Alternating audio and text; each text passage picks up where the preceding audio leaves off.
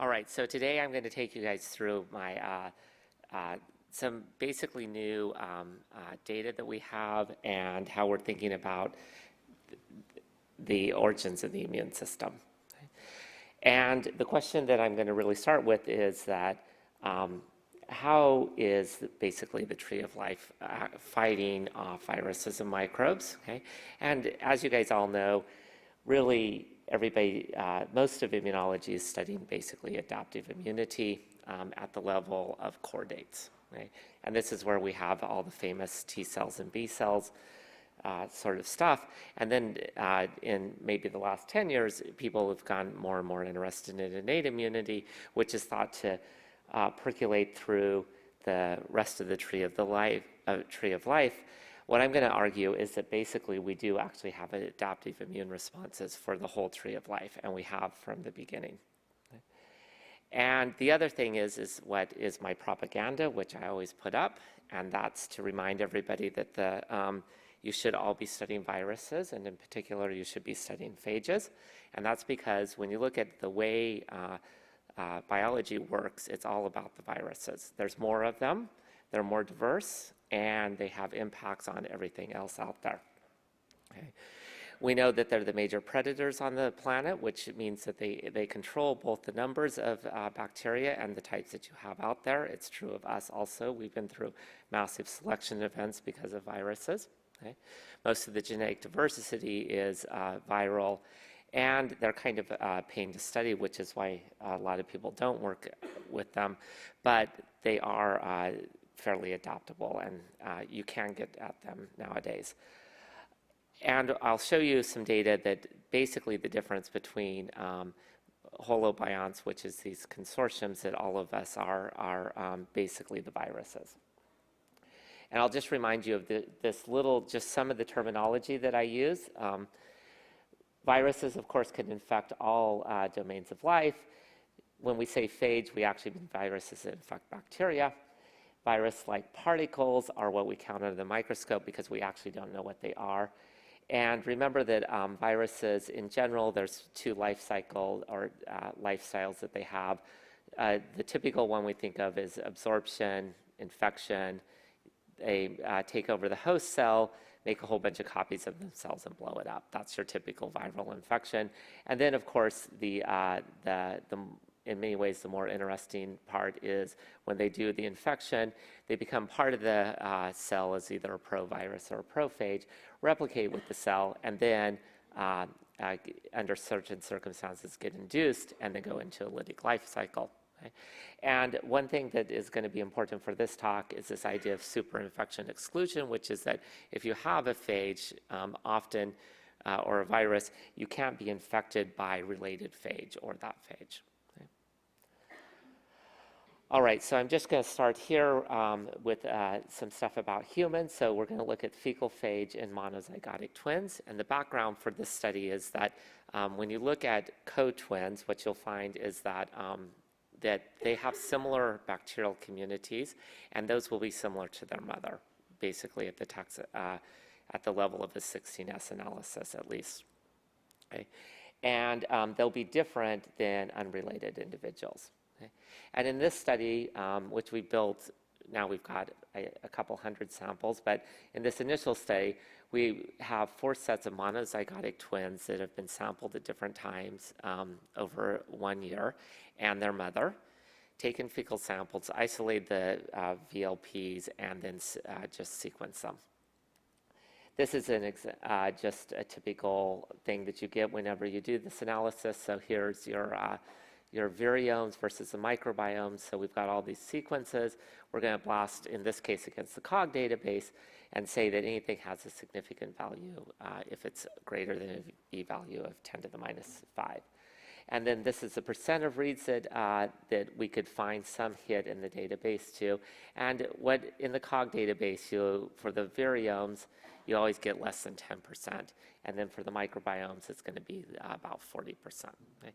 If you just do this to the whole database, what you'll find is that about 70% unknowns in the viromes and about less than 10% in the microbiomes. And those are, of course, the contaminating viruses and the prophages.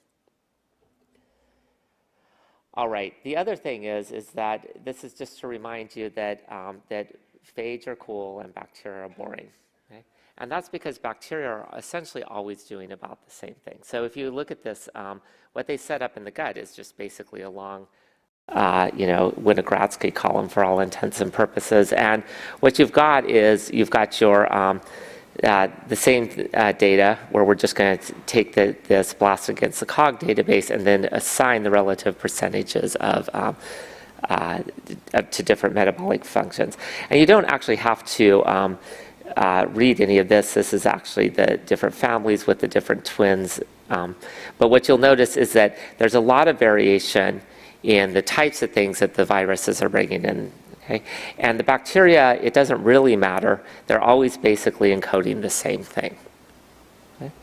And then this is to show you that if you look in the same person over time, basically what you have is the same viruses. So you maintain them for at least a year, and we know now that that's longer. So you have almost the same phages over time. Okay? However, the difference between people is extremely high. So while you're fairly constant, the person sitting next to you is going to be extremely different. Okay? And remember, this data is in monozygotic twins, so they have the same genetic background. They essentially have about the same microbial background, but they all have different phages living in them. Okay? All right, and so this is the take-home message from that. And by that, I mean that just at the really gross level, 80 to 90% of the genes that are different between one person and another are going to be included in their viral fraction in their guts. Okay. All right, so what does all of this stuff mean for us? And we're going to start looking into this idea right here about how mucus-associated phage may be forming the first adaptive immune system. Okay? So mucus is, of course, the main barrier that between us and the environment, and that's true of humans, where most of the surface area is your gut and your lungs, and any other animal out there. So here's a coral, and this is where it's sloughing off a piece of its mucus layer. All right, and mucus is made up of a whole bunch of things, but the one that we're going to care about right now are these things called the mucins, which are the glycoproteins, these really large glycoproteins which form the gel-like structure. Okay? And these are actually very complicated things that are different between everybody because of kind of the combinatorial chemistry that goes into the glycosylations and stuff. So just by having your different genetic background, you won't have exactly the same mucins as someone else. Okay. And the mucins are, we're learning a lot more about them. Some of them are tethered to the cell membrane, and then others will actually be excreted, and they'll sit up here, and they'll form another gel layer. So really, in all mucosal layers, you have like one that's kind of the sloppy area, which is being sloughed off pretty easily, and then this other layer, which is tethered, and presents and can actually talk to the inside of the cell through some signal transduction mechanisms. Okay? All right, so what we're going to do in this study is just start with the initial observation came out of cnidarians. And cnidarians are corals and hydra and these two cell layer right at the base of the metazoan tree. And these guys, they're, for all intents and purposes, apologies to the sponge people, sponges are just glorified microbial mats. Cnidarians are actual animals because they have to show differentiation. They also have things like neural systems and Crawley cells and so forth. So these are kind of, I consider them the real first animals, okay? Very basal. Okay? And what we're going to do is we're going to go to corals, to chordates, and actually to some annelids. And we're going to suck off the mucus associated with these guys and also take an environmental sample and then quantify the number of phage and bacteria using epifluorescent microscopy and calculate the ratio. Okay? And the rule is out there is that essentially everywhere you look, you always find 10 phage for every microbial cell. So this is, over really large or several orders of magnitude of relative abundances. Okay? So this is what we always find in aquatic environments and what we would find in soil. But mucus actually has a lot higher concentration of phage. So we find on average 40 phage for every microbial cell. Okay? And this is just going along here in the black is the mucus associated, and this is the environment on average. Okay? So this is important because remember the way the phage are hunting is by just mass action. So if you concentrate the phage in an area, you're going to get more interactions with the cell types there, so you're going to kill more bacteria. Okay. All right, so what we're going to do now is we're going to ask how do the phage get concentrated in the mucus, and it's fairly straightforward. We're going to do a plaque assay where we're going to take tissue culture cells with and without mucus. Okay. Add T4 phage. I'll show you why in a second, but just one of the coli phages. We'll add it to the surface, and then wash away anything that isn't sticking, and then we're going to culture with E. coli in top agar, and then just count plaques. Okay. So here are some T cell, just tissue culture cell lines that produce mucus and another that doesn't. And what you see is that more of the phage stick to the ones with the mucus. Okay? If you just strip off the mucus layer off this cell line here with a chemical treatment, what you see is again that it's the mucus layer that seems to be binding to. Okay? And then if you just do a knockdown, so this is a knockdown of 2 of the mucin genes, what you'll see is that the phage will stick to the cell line when they have the mucins, and then when you knock them down, you lose that binding. Okay? The other question is, well, what are they holding on to within that mucus? Because mucus is complicated. So all we're going to do here is we're just going to add purified mucin. This is from pig stomach mucin, DNA, or a protein-controlled BSA. And again, what we see is the phage are only adhering to the mucins. All right, now we're going to adjust this and just show that they're not inactivated in the mucins, in that mucus stuff, and that they're able to kill, and they're able to kill better, actually. So here we have what we're doing is tissue culture cells plus or minus some mucus, incubate with the phage, wash away, add E. coli, okay? And then we're just going to count to see the number of bacteria that are sticking there. Okay. And so if you have the non-mucus producing cell line, it doesn't really matter, plus or minus the phage treatment, how many bacteria are sticking there. Okay. If you take the mucus producing one, and with the phage first there, they of course, when the bacteria come in, they get killed off, so you have fewer mucus or fewer bacteria sticking to them. And then here's the knockdown where we're just knocking out the muc genes. You lose the phenotype, and then if you take another cell line and you look at it, you get the same sort of phenotype. Okay? So this really tells you that the phage are not only sticking to the mucus, but they're able to kill the bacteria. Okay? And they actually protect. So this is the same experiment, basically. TC cells with plus or minus mucus incubate with the phage, then add the E. coli, and then just look for cell death over time. And what you really care about here is, here's just E. coli. This is the % of cell death right here. And then this is the mucus one, sorry, with the phage. And you see the difference between having the phage there and not. So the phage are protecting the cell line. And then if you knock out muc, there's actually differences between these having mucus and not having mucus. All right, so let's put it together and just think about it in a very general sort of way. So any microbial community that's coming in is going to have phage associated with them. And what you can imagine is that the mucus is just being secreted, and they stick to, the phage get tangled up in it, or they adhere to it, and then when the bacteria get concentrated, when they get in this mucus layer, they're more likely to run into the phage and they get blown up. Okay? And so that's an acquired immune system. Okay? That means any microbial community that's coming in is going to be bringing in the anti-microbe part of it. Okay? The question is whether it's specific or non-specific. So you can imagine, and in fact, we originally thought this was just electrostatic interactions or something like that. Okay? However, phage, of course, are very cool, and they have these things.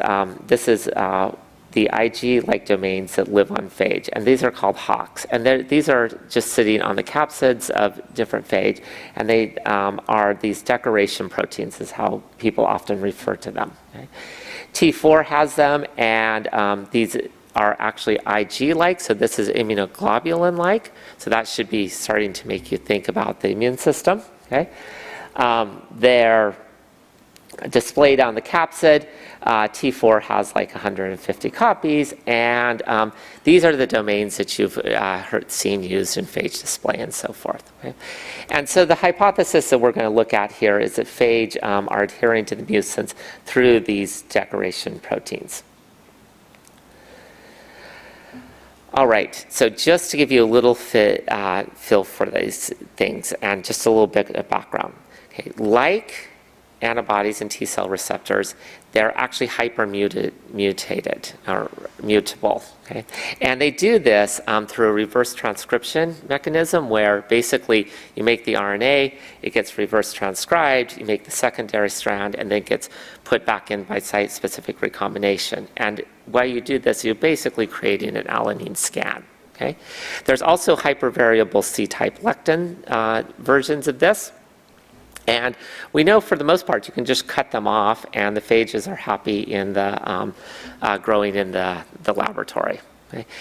And the key observation for us actually came out of Rick Bushman's lab, because in January of 2002, he published this where they did a lot of deep sequencing of the gut microbes. And not only did he find that individualized, where everybody had their own viral community or phage community living in their guts, he found that the main differences within someone's own viral community was in these regions of where these Ig-like domain cassettes are at. Okay?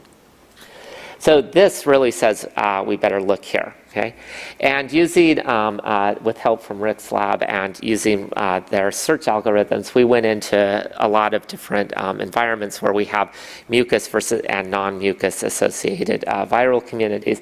And this just shows you that basically we can find these Ig-like domains that Rick's lab was finding are really common in places where we have different mucus things. All right. So that leads to this, this experiment here. And what we're going to do, again, is just the agar placed with the mucin's DNA or protein.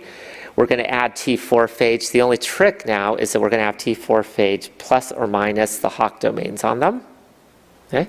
And then we're just going to ask, well, then we're going to do the top agar plaquing assay. And again, what you see is that the phage are going to sit, if they've got the HOC domain, they stick to the mucins. If you knock out the HOC domain, however, they don't stick to mucins anymore. Okay? All right. So now you've got something completely different, right? So this is an acquired, it's adaptive, because you've got this hypermutable region, just like you would with an antibody or a TCR. Okay? And it's specific because it's sticking specifically to the mucus. The other thing that we haven't really talked about at all, but these guys also have hypervariable regions on the tail fiber, so they can be adapting to different microbes as the microbes start to change. Okay? And this was just published, I think, just last month in PNAS. Okay? And as part of this work, what we've been doing is actually developing the math that explains how this would be happening. But math sucks, so we're going to skip it, okay? And we're going to just say that the observations or the mathematical model supports this idea that mucus is actually good for the phage because they're 15 times more likely to find a host, and they're bad for bacteria because they're 14 times more likely to die when they go there. So that's a massive selection pressure. Okay. So this is what we call BAM immunity, acquired and specific. It works through these Ig and lectin-like domains, we think, and it's a link between what we would call the innate immune system and phage. Okay? And we've got different models, and we're thinking about this, and this is ongoing research right now. But the idea is that probably when you get colonized with your bacteria, you actually have bacteria that are always, essentially most of them seem to be lysogens, and they're probably within a population, a certain number of them are blowing up. The phages are sticking here. That saves, that prevents another microbe from coming in because they'll get killed out by the phage. But the ones that, that are part of your microbiome are protected because superinfection exclusion. And we can talk about that later if you want to get more details. So basically what you would end up with is a non-specific version of BAM, so an innate version where any microbial community coming in would have this, and a specific one which would be based on your microbiome that you have in your gut or whatever surface area you're allergic. And I'll argue that this is actually the first antimicrobial immune system. Okay. All right, and it extends to the rest of the tree of life, right? Because any place where you have a surface, and it doesn't even have to be mucus, that's just what we've tested now, but as long as you just have something where you have something regular, like let's say chitin or something of that nature, you can see the phage adapting to stick to that surface. All right, and if you want to learn more about this, go see the Drunken Australian at Wednesday morning.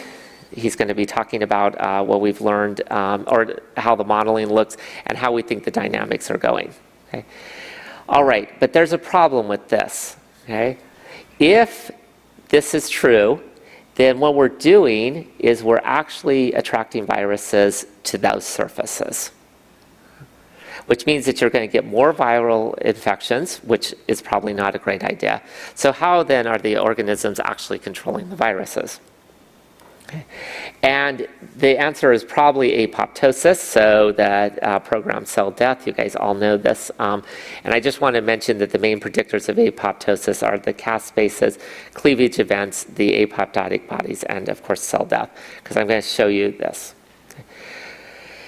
The main, or one of the main cytokines that mediates apoptosis in in humans is TNF, right? And so basically the way TNF works is that it binds to its receptor. That causes a legalization of the TNF receptors. You get these death domains together. They set off a series of signal transduction pathways that lead to capsase activation and apoptosis. Okay? Oops. All right. So the belief is that these sorts of systems were basically coming through, that they've been getting more complex as animals as you move towards chordates. And the prediction is that cnidarians and all of the simple organisms, in quote unquote, would have almost no TNF and TNF receptors. And this is in the last couple years that people have published this. However, if you look, we know a lot about, of course, how the TNF receptor works, and these are the main domains. These are the CRD ones, which are part of that oligomerization ligand interactions. And then these are two other things that all TNF receptors have. So one of my students in the lab, Steve Quistat, what he did is it went through the available Coral EST libraries, Hydra EST libraries, and as well as some of the genomes. Okay? And what you see is that corals possess actually the most complex TNF receptor repertoire ever reported. Okay? So right at the beginning of the origin of life, we have amazingly complex TNF repertoires. Okay?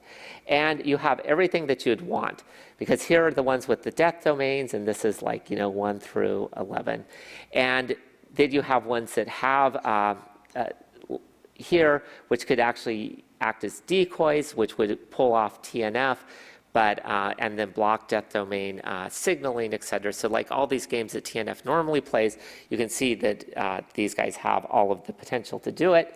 And then just to make it more exciting and horribly complicated is that they actually also, corals have 14 TNFs. And this is just showing one. Here's the alignment. This is the human one, and then this is all the coral ones here.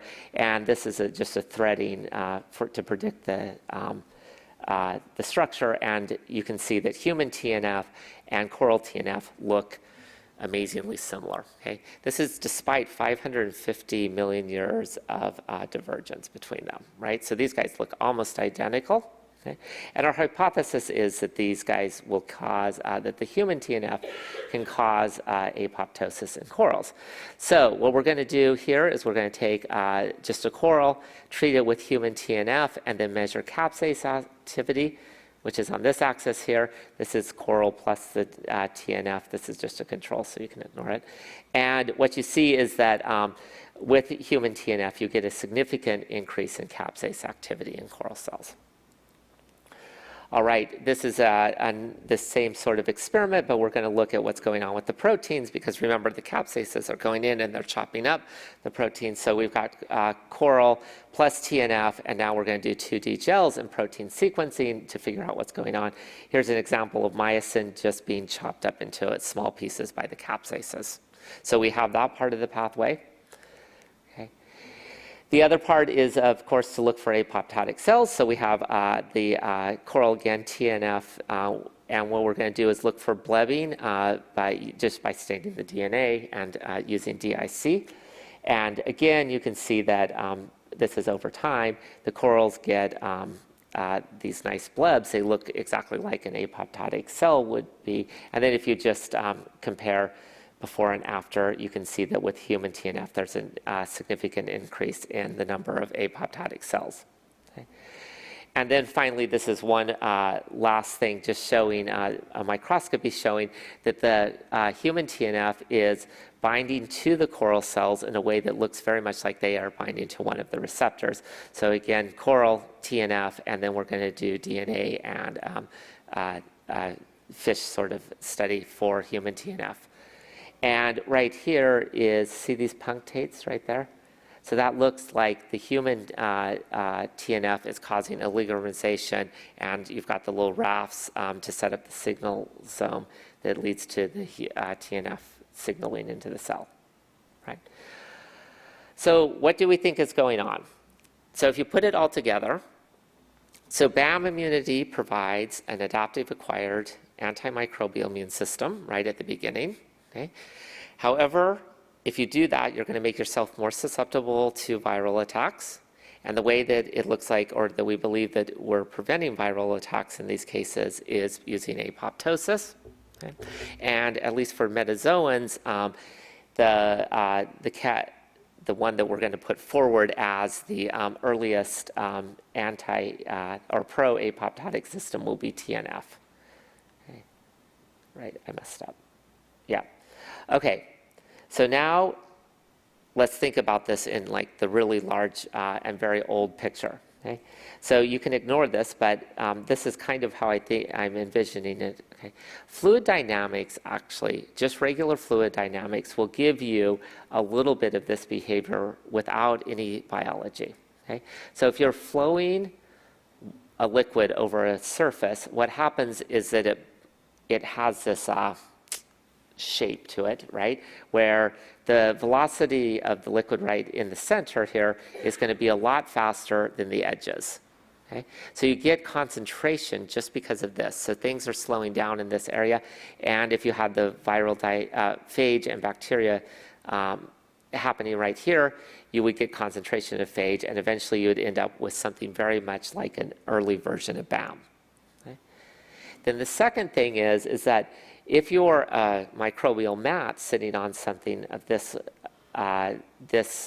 type, where you have this flow over the top of it, that could protect you from an incoming microbial community with its viruses. But you could imagine then what's going to happen is that there's going to be this development of basically complex lysogen prophage dynamics, which leads to the recruitment of a microbiome that lives on that surface and is releasing temperate phages, which are then basically selecting for the lysogens that are carrying them. Okay? And then over time, you basically get these decoration proteins that help the phages stick to whatever those surfaces happen to look like. Okay? And as soon as you do this, because of the viral selection, what you're going to need to do is add an apoptotic mechanism that protects the mats and eventually multicellular organisms from subsequent viral infections. Okay? And the place that I'd really like to look for it, and this would be maybe great for someone down here to look at, is stromatolites, because that would be the basically right when it all began. So we'll have stromatolites forming things at, 3.8 billion years ago, and we probably had something like BAM for the whole time, and it's still running now today. With this, I have to thank the postdoc Jeremy Barr, and who did all of the BAM work and is going to present tomorrow, and Steve Quistad, who is a PhD student in the lab and did all of the TNF work so far. And here they are. The main thing they've done in the lab is introduce the ugly sweater Christmas pub crawl. And this is the lab and some other labs going with us there. And this is Jeremy and Steve working together on ethanol, which they do a lot of. And then this is the lab. I have a great lab. And I forgot to include the mantis shrimp. Rob Edwards, of course, is the person that does all my bioinformatics with me. The math guys are the modeler. They help with the models and the statistics and so forth. Jeff Gordon was instrumental in helping us do the twin studies, and that's really driven by his lab in particular. Alejandro Reyes is a PhD student and now a newly minted doctor, actually. Roland Wolkowitz, I can never say his name, is at SDSU, and he and Alex helped do a lot of the BAM work, as did Kelly Duran. Anka Segal is she helps with a whole bunch of stuff. And we did a lot of the microscopy for the BAM work in the Poliana lab. And these are the guys that paid for it, and I think that's it. And I'll take questions if there's still time.